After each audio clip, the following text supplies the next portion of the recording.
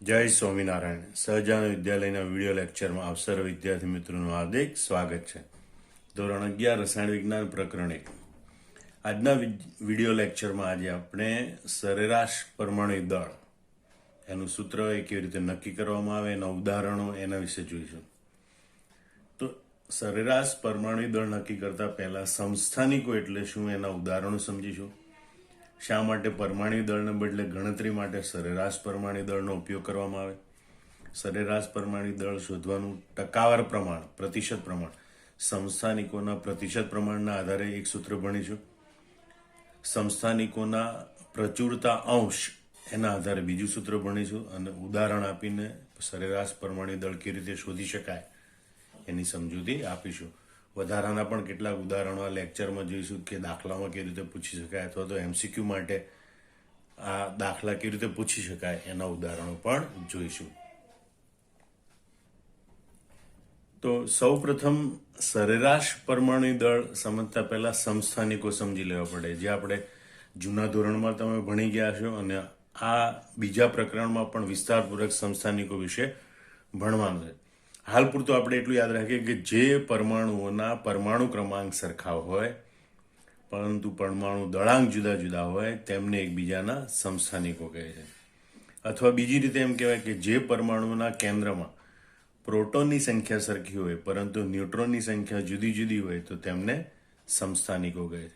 પરમાણુના કેન્દ્રમાં મૂળભૂત કણો પૈકી પ્રોટોન અને ન્યુટ્રોન હોય અને ઇલેક્ટ્રોન છે એ આ કેન્દ્રની આસપાસ ચોક્કસ કક્ષાઓમાં પરિભ્રમણ કરતા હોય. તો એ પરમાણુમાંના કેન્દ્રમાં રહેલા પ્રોટોન અને ન્યુટ્રોનની સંખ્યાના આધારે સમસ્થાનિકોની વ્યાખ્યા હોય.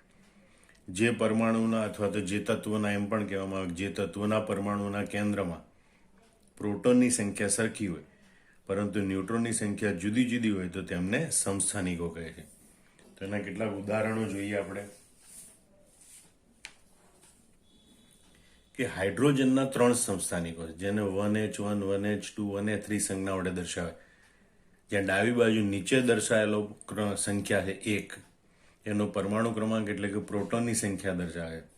મતલબ કે આ સંજ્ઞા એમ દર્શાવે કે દરેક હાઇડ્રોજન પરમાણુના કેન્દ્રમાં એક પ્રોટોન છે પરંતુ ન્યુટ્રોનની સંખ્યા અનુક્રમે 0, 1 અને 2 છે. મતલબ કે જે પહેલો સાદો હાઇડ્રોજન છે એમાં ન્યુટ્રોન નથી, 0 ન્યુટ્રોન છે.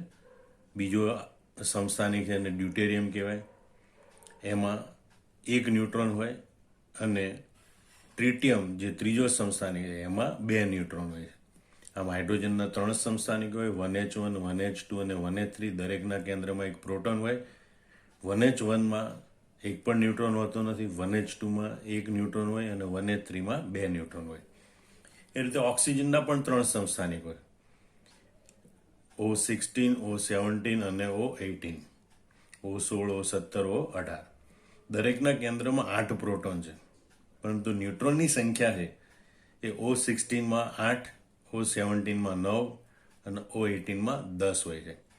આમ કેન્દ્રમાં પ્રોટોનની સંખ્યા સરખી છે પણ ન્યુટ્રોનની સંખ્યા જુદી જુદી છે, માટે ઓક્સિજનના સમસ્થાનિકો છે.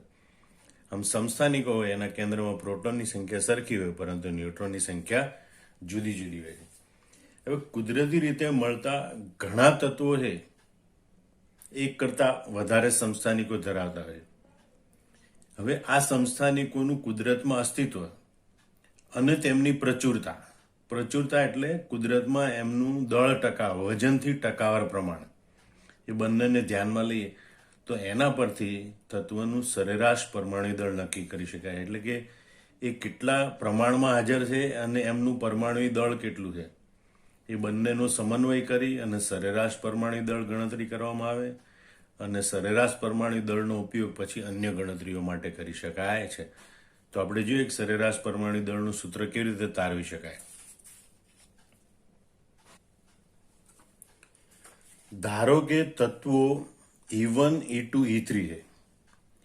એમના પરમાણુ દળ અનુક્રમે A1, A2, A3 છે અને એમની પ્રચુરતા એટલે કે કુદરતના અસ્તિત્વમાં એમનું દળ પ્રતિશત પ્રમાણ અનુક્રમે P1, P2, P3 છે. ટકાવાર પ્રમાણ છે, પર્સન્ટેજ માટે સંજ્ઞા P1, P2, P3 રાખી. સંજ્ઞા બદલી તમે X1, X2, X3 પણ રાખી શકો. અહીં પરમાણુ દળ સંજ્ઞા માટે M1, M2, M3 પણ રાખી શકો. અહીં એટોમિક માસ એમ એટલે પહેલો અક્ષર એ એટલે સંજ્ઞા એ રાખેલી છે. પરથી જોઈ લો તત્વો E1 E2 E3 તત્વને ઇંગ્લિશમાં એલિમેન્ટ કહેવાય એટલે એની સંજ્ઞા ઈ ધારી. એના પરમાણુ દળ A1 A2 A3 છે તથા તેમની પ્રચુરતાનું પ્રમાણ એટલે કે એમનું દળ પ્રતિશત પ્રમાણ પૃથ્વીના પોપડામાં P1 P2 P3 છે. તો સરેરાશ પરમાણુ દળ A12 એ આવી રીતે દર્શાવી શકાય P1 A1 plus P2 A2 plus P3 A3. મતલબ પ્રથમ સમસ્થાનિક હોય એનું પરમાણુ દળ અને દળ પ્રતિશત પ્રમાણ એનો ગુણાકાર વત્તા બીજો સમસ્થાનિક હોય એનું પરમાણુ દળ અને દળ પ્રતિશત પ્રમાણ, ત્રીજો સમસ્થાનિક હોય તો એનું પરમાણુ દળ અને દળ પ્રતિશત પ્રમાણ એનો ગુણાકાર, આ બધાનો સરવાળો ભાગ્યા 100. ટૂંકમાં એને A12 sigma PI AI upon 100 આવી રીતે પણ દર્શાવે. બીજી રીતે કે જો આપણને પ્રચુરતા ટકાવાર પ્રમાણને બદલે, પ્રચુરતા એટલે પૃથ્વીમાં એનું પ્રમાણ, એનું અસ્તિત્વનું પ્રમાણ, એ ટકાવાર પ્રમાણને બદલે જો આપણને પ્રચુરતા અંશ દર્શાવેલો હોય, ફ્રેક્શન એટલે એની સંજ્ઞા F છે, F1 F2 F3 હોય તો સરેરાશ પરમાણુ દળ આવી રીતે ગણી શકાય કે A12 બરાબર પ્રથમ સમસ્થાનિકનું પરમાણુ દળ અને એનો પ્રચુરતા અંશનો ગુણાકાર વત્તા બીજા સમસ્થાનિકનો પરમાણુ દળ અને એનો પ્રચુરતા અંશ વત્તા ત્રીજા સમસ્થાનિકનું પરમાણુ દળ અને એનો પ્રચુરતા અંશ આવી રીતે. ટૂંકમાં A12 બરાબર સિગ્મા FI AI. તો આ જે બે સૂત્રો છે એ બે સૂત્રોની મદદથી તમને જો ટકાર પ્રમાણ આપેલું હોય તો પહેલા સૂત્રનો ઉપયોગ કરવાનો, પ્રચુરતા અંશ આપેલું હોય તો બીજા સૂત્રનો ઉપયોગ કરવાનો, અને એ રીતે તમે ગણતરી કરી અને સરેરાશ પરમાણુ દળ મેળવી શકો. એ માટેનું આપણે એક ઉદાહરણ જોઈએ. દાખલા તરીકે કાર્બનના 3 સમસ્થાનિકો, તેમની સાપેક્ષ પ્રચુરતા અને તેમના પરમાણુ દળ નીચેના કોષ્ટકમાં દર્શાવેલા. C12 એનું કુદરતમાં પ્રમાણ 98.892% હોય છે અને એનું પરમાણુ દળ 12 માલુમ પડેલું છે. કાર્બનનો બીજો સમસ્થાનિક C13 એટલે કે 70, એનું કુદરતમાં પ્રમાણ 1.108% છે અને એનું પરમાણુ દળ 13.00335 છે. કાર્બનનો ચોથો સમસ્થાનિક C14, એનું કુદરતમાં પ્રમાણ 2 × 10⁻⁻10% જેટલું છે અને પરમાણુ દળ 14.00317 છે. તો એના આધારે આપણે કાર્બનનું સરેરાશ પરમાણુ દળ શોધવાનું છે. તો આ રીતે મેળવી શકાય સરેરાશ પરમાણુ દળ બરાબર C12નું પરમાણુ દળ અને C12નું દળ પ્રતિશત પ્રમાણ અથવા તો સાપેક્ષ પ્રચુરતા વત્તા C13નું પરમાણુ દળ અને C13નું દળ પ્રતિશત પ્રમાણ, C14નું પરમાણુ દળ અને C14નું દળ પ્રતિશત પ્રમાણ, એ ત્રણેયનો સરવાળો ભાગ્યા 100 એટલે કે 98.892 ગુણ્યા 12, 1.108 ગુણ્યા 13.00335, 2 × 10⁻10 ગુણ્યા 14.00317. આ બંને પદનો ગુણાકાર અને પછી દરેક પદનો સરવાળો કરીને 100 વડે ભાગાકાર કરીએ તો કાર્બનનું સરેરાશ પરમાણુ દળ આપણને 12.011 યુનિફાઈડ માસ મળે. હવે આપણે AMUને બદલે પરમાણુ દળનો એકમ U તરીકે દર્શાવીએ છીએ. તો કાર્બનનું સરેરાશ પરમાણુ દળ આપણને 12.011 U માલુમ પડે છે. આમાં ઉદાહરણની મદદથી તમે સમજાવી શકો કે ભાઈ સરેરાશ પરમાણુ દળ કેવી રીતે શોધી શકાય. આ જ રીતે બીજા તત્વોના સરેરાશ પરમાણુ દળની ગણતરી કરી શકાય આ સૂત્રની મદદથી અથવા તો પ્રચુરતા અંશના સૂત્રની મદદથી. આવત કોષ્ટકમાં તમે જોશો ધ્યાનથી તો આવત કોષ્ટકમાં નીચેની બાજુ સંખ્યા દર્શાવેલી હોય છે એ જે તે તત્વનું સરેરાશ પરમાણુ દળ દર્શાવે. એટલે આવત કોષ્ટકમાં દર્શાવેલા જુદા જુદા તત્વોના પરમાણુ દળ એ ખરેખર તેમના સરેરાશ પરમાણુ દળ હોય છે. આવત કોષ્ટક દર્શાવેલું હોય તો ઉપરની બાજુ પરમાણુ ક્રમાંક લખેલો હોય, કેટલીક એની સંજ્ઞા લખેલી હોય અને સંજ્ઞાના આધારે ચોક્કસ અર્થઘટન થતા હોય. એમાં નીચેની બાજુ જે સંખ્યા લખેલી હોય છે એ સંખ્યા એનું સરેરાશ પરમાણુ દળ દર્શાવે છે. સરેરાશ પરમાણુ દળ શોધવાનું એક બીજું ઉદાહરણ જોઈએ કે ભાઈ ક્લોરીનના 2 સમસ્થાનિકો, તેમના પરમાણુ દળ અનુક્રમે 34.97 અને 36.97 છે અને તેમની સાપેક્ષ પ્રચુરતા અનુક્રમે 75.5% અને 24.5% છે. તો તેનું સરેરાશ પરમાણુ દળ શોધો. તો ક્લોરીનના પ્રથમ સમસ્થાનિક માટે P1 પર્સન્ટેજ એટલે કે દળ પ્રતિશત પ્રમાણ એની સાપેક્ષ પ્રચુરતા એ 75.5% છે. અને A1 એટલે કે એનું પરમાણુ દળ એ 34.97 યુનિફાઈડ માસ છે. બીજા સમસ્થાનિક માટે P2 એટલે કે એની સાપેક્ષ પ્રચુરતા એ 24.5% છે અને એનું પરમાણુ દળ એ 36.97 યુનિફાઈડ માસ છે. હવે બે સમસ્થાનિક છે તો સરેરાશ પરમાણુ દળનું સૂત્ર આપણે આવી રીતે લખી શકીએ P1A1 plus P2A2 upon 100. P1A1 એટલે કે 75.5 ગુણ્યા 34.97, P2A2 એટલે 24.5 ગુણ્યા 36.97 અપોન 100. આ બંને પદોનો ગુણાકાર અને ત્યારબાદ સરવાળો કરી 100 વડે ભાગાકાર કરીએ તો આપણને ક્લોરીનનું સરેરાશ પરમાણુ દળ 35.46 યુનિફાઈડ માસ મળે છે. અને એટલે આપણે આશરે કરી અને ક્લોરીનનું પરમાણુ દળ હંમેશા ગણતરી માટે 35.5 યુનિફાઈડ માસ તરીકે ઉપયોગમાં લઈએ છીએ. આપણે એક અન્ય ઉદાહરણ જોઈએ કે ભાઈ બોરોનના બે સમસ્થાનિકો છે, તેમના પરમાણુ દળ અનુક્રમે 10.01 અને 11.01 છે. બોરોનનું સરેરાશ પરમાણુ દળ 10.81. તો બંને સમસ્થાનિકોનું સાપેક્ષ ટકાર પ્રમાણ શોધો એટલે કે એની સાપેક્ષ પ્રચુરતા શોધો. તો આ પ્રશ્ન આપણને MCQ તરીકે પણ પૂછી શકે અને વિકલ્પ આપ્યા હોય કે ભાઈ આ બંનેની સાપેક્ષ પ્રચુરતા કેટલી હોય. વિકલ્પ A તરીકે એમ આપેલું હોય કે ભાઈ 60%, 40%, વિકલ્પ B તરીકે 40%, 60%, વિકલ્પ C તરીકે 20%, 80%, વિકલ્પ D તરીકે 25%, 75% વગેરે. અને પછી આપણને સાપેક્ષ પ્રચુરતા શોધવાનું કે સાપેક્ષ ટકાર પ્રમાણ શોધવાનું કહેવામાં આવે. તો આપણે દાખલો વિગતવાર ગણીએ. પહેલા રકમના આધારે જોઈએ તો પ્રથમ બોરોનનો જે પહેલો સમસ્થાનિક છે એનું પરમાણુ દળ A1 બરાબર 10.01 રકમમાં આપેલું છે અને બીજા સમસ્થાનિકનું પરમાણુ દળ A2 બરાબર 11.01 આપેલું છે. અને ત્રીજું આપણને બોરોનનું સરેરાશ પરમાણુ દળ આપેલું છે A12 બરાબર 10.81. હવે આપણે સાપેક્ષ પ્રચુરતા શોધવાની છે, સાપેક્ષ ટકાર પ્રમાણ શોધવાનું. ધારો કે બોરોનના પ્રથમ સમસ્થાનિકનું ટકાર પ્રમાણ P1 બરાબર X% છે. બે જ સમસ્થાનિક છે એટલે બંનેનું ટકાર પ્રમાણ થઈને 100% થાય. એટલે એકનું પ્રમાણ X% હોય તો બીજાનું 100 - X% હોય. એના માટે એમ કહી શકાય કે બીજા સમસ્થાનિકનું ટકાર પ્રમાણ P2 બરાબર 100 - X% થાય.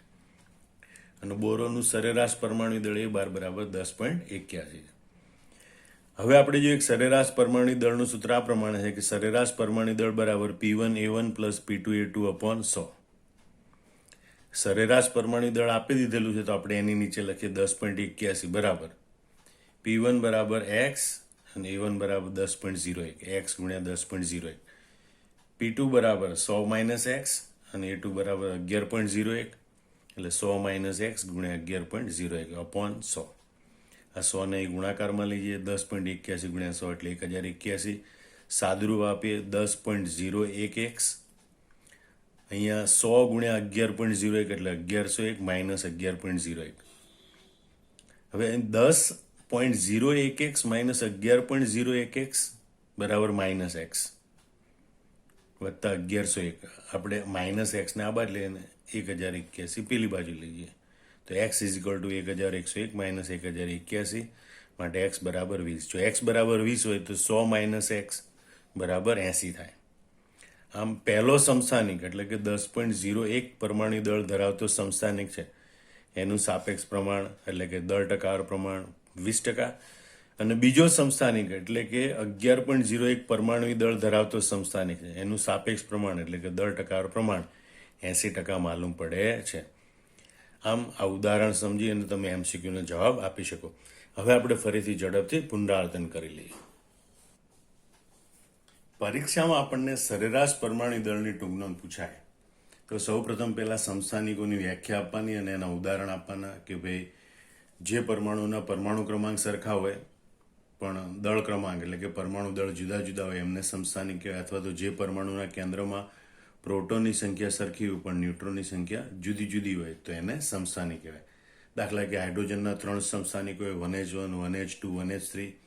એમના કેન્દ્રમાં એક પ્રોટોન હોય, પણ ન્યુટ્રોનની સંખ્યા અનુક્રમે 0, 1 અને 2 હોય. ઓક્સિજનના 3 સમસ્થાનિકો હોય, O16, O17, O18.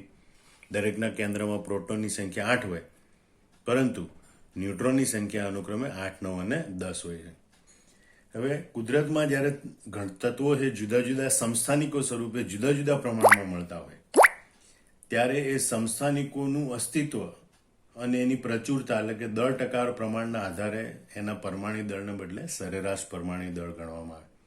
અને ગણતરીમાં પણ પછી સરેરાશ પરમાણુ દળનો જ ઉપયોગ કરવામાં આવે છે.